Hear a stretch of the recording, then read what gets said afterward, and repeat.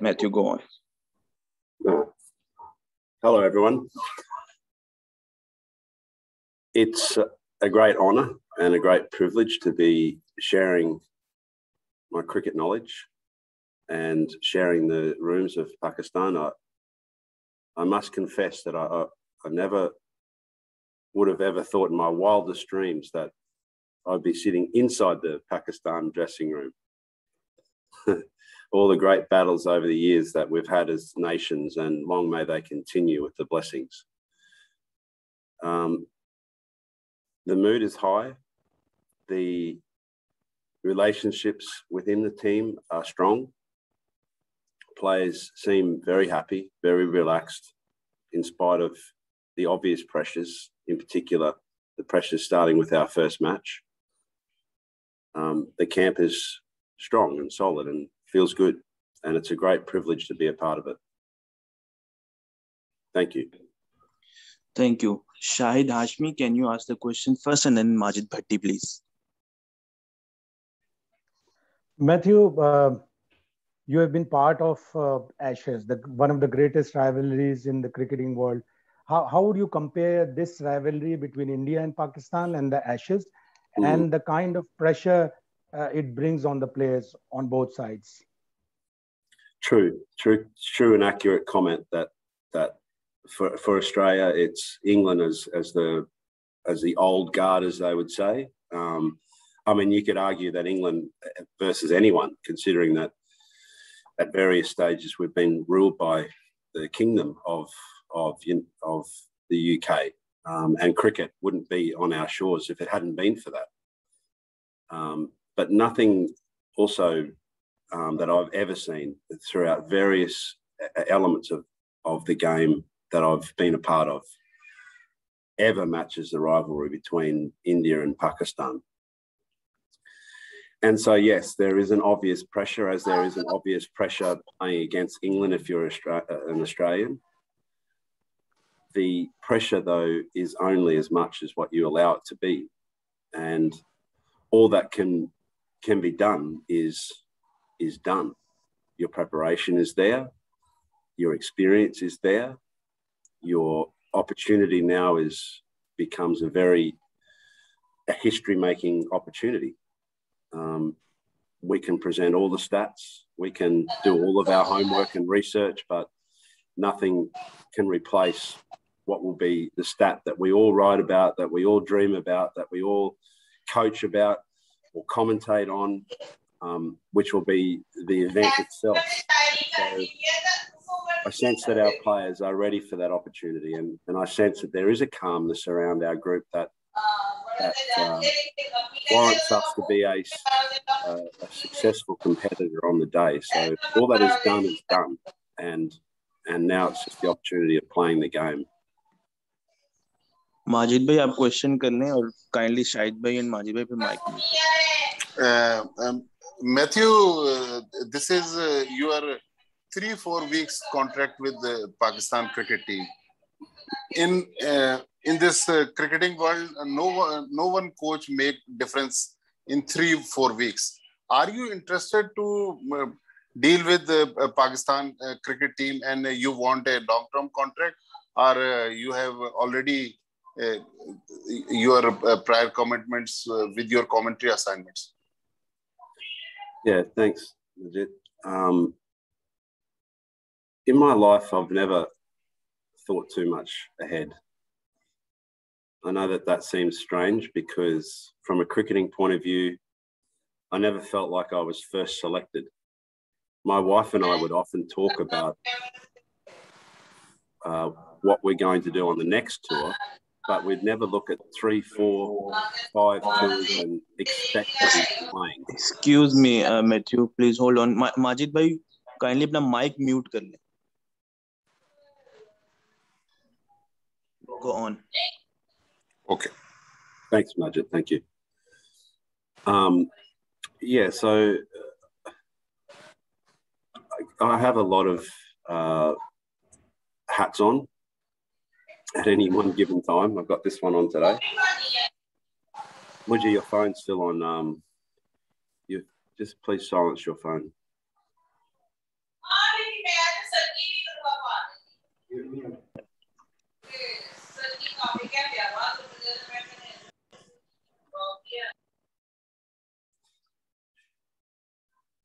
Yes. Sorry. So long term, I don't have an answer. Short term, I also don't have an answer.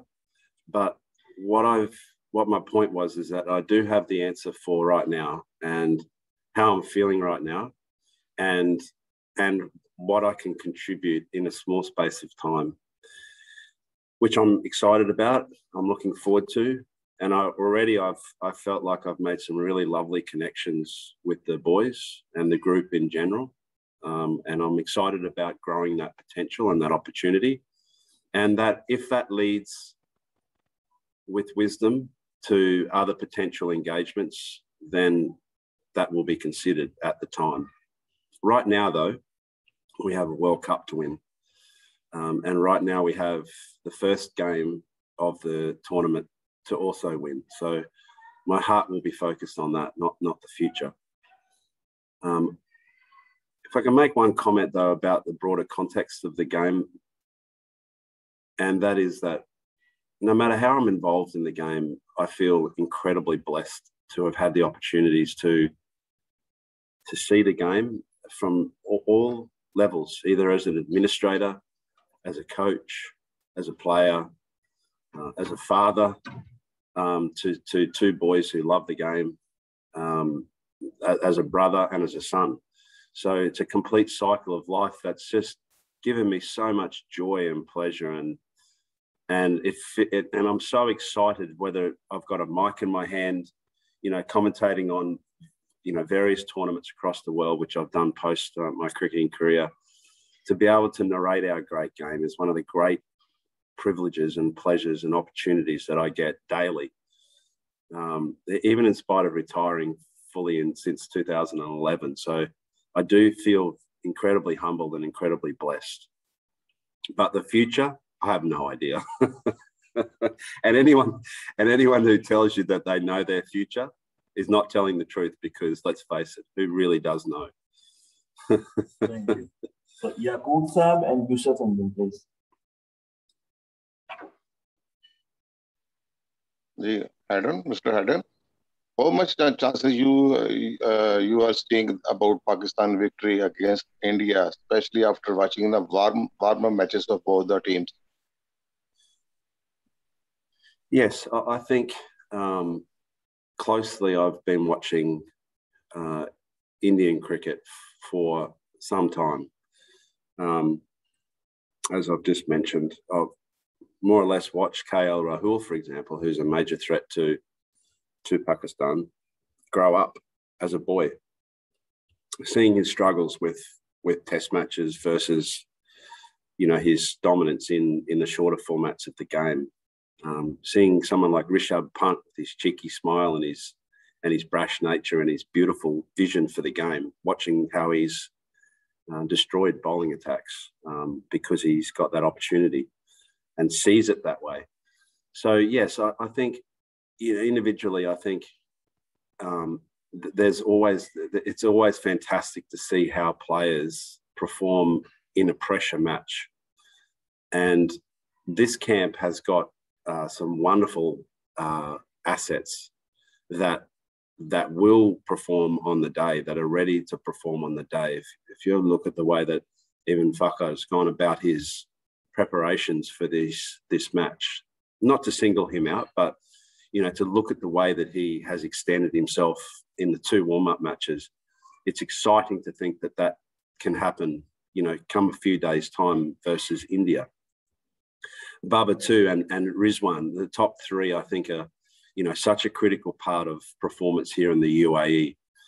Generally speaking, when the power plays have been, such a significant part of T20 cricket in the UAE, and there have been a few exceptions, but most sides that win the power play win the match. And you don't necessarily win the power play by being overly aggressive. So I think that we have a very strong batting combination, including Hafiz as well, inside that knowledge and that wisdom and that ability to be able to build and create opportunities at the top of the order is certainly, from a batting sense, our strength. Big totals here are never going to be achieved. the 200 plus totals, I feel are going to be, it would take something extraordinary on the day for that to happen. So average scores roughly, Sharjah 170, Abu Dhabi 170, Sharjah 150, and here in Dubai, that 170 potentially is kind of like what we're looking at. So we're not talking about 10s and over from the start of play. So I do think that we've got a very, very balanced and strong batting lineup. How you see the role of Babar Azam and Shaheen Afridi in this World Cup? Key roles. We saw last night Shaheen Afridi bowled the penultimate over in T20 cricket. He bowled the 19th over, and he got hit for 2 4s. One was a streaky 4. It was a slog shot that got an inside edge and beat Rizwan. And I think it went for 8 or 9 over, but it was a very, very strong performance. So that 19th over in T20 cricket and the 20th over is such a key part of the bowling unit. And Bubba obviously, has his own role to play, not only in terms of leadership, because as you've seen through the IPL, the 2 dominant captains here in the UAE, MS Dhoni, World Cup winner, and Owen Morgan, World Cup winner, even though their individual performances weren't as good as what they have previously done within their own statistical record, but the way that they led their troops and conducted themselves is an important part of the UAE, because as I mentioned, it's not, one side's not necessarily going to run away with it here. It's a real dogfight. The conditions and the margins for errors are very little, and so good leadership is going to be key. And I think Bubba has that commands that presence, and he commands that role, and he needs to fulfil that role. On a batting sense as well, he I think is the premium player. He will be targeted.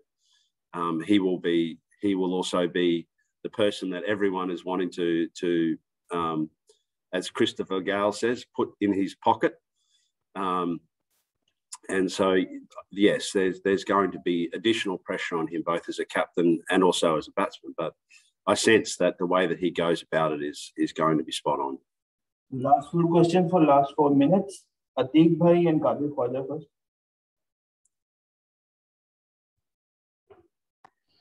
No, Ibrahim, thank you. Already same question. Thank you. Kadir Khwaja, please go on. Matthew, don't you think that power hitting is an overhyped term when it comes to slow pitches like UAE? Yes. Yes, I do. If you were to take the average strike rate across the UAE, most sides would be very similar in that way. Most sides start relatively conservatively with the bat and build through to that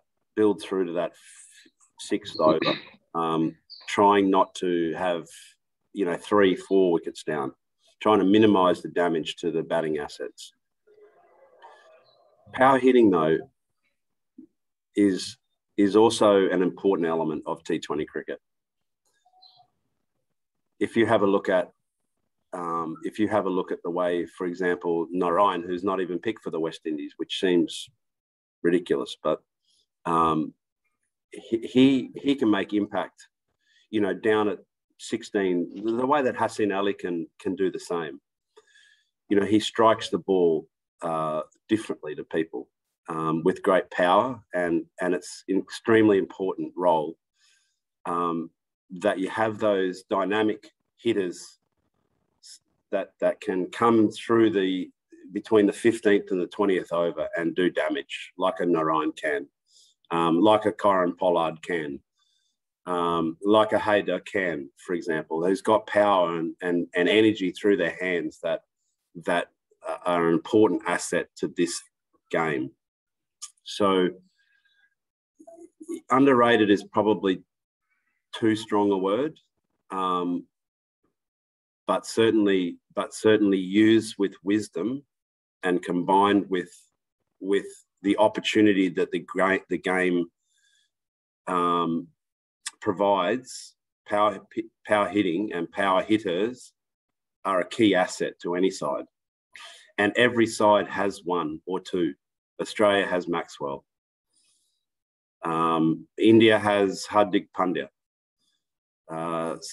South Africa has the boy that played last night, great power hitter.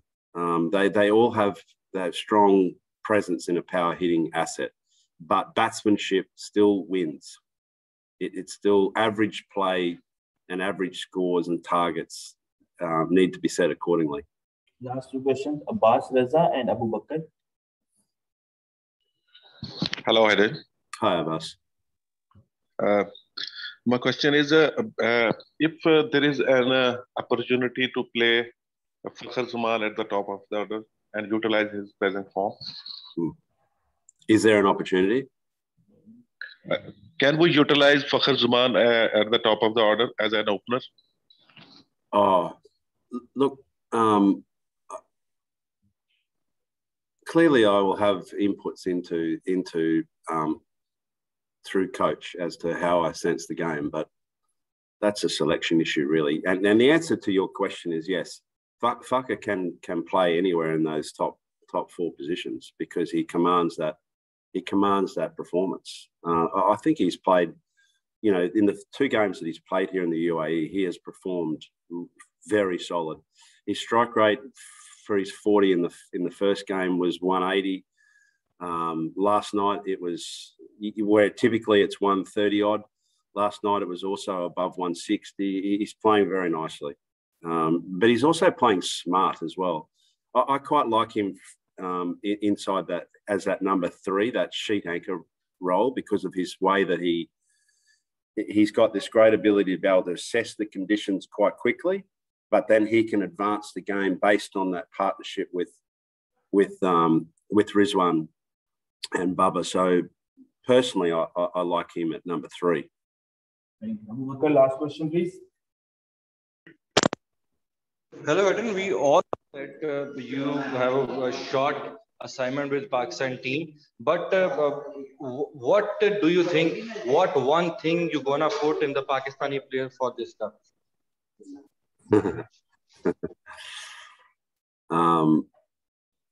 I'd like a World Cup. That'd be one thing that'd be nice, wouldn't it? I think calmness is maybe something that, and maybe you have your own impressions on that as well. Like as a player, you would have seen the way that I went about playing the game, but I think just generally a sense of calmness and of control and of remaining very present in play.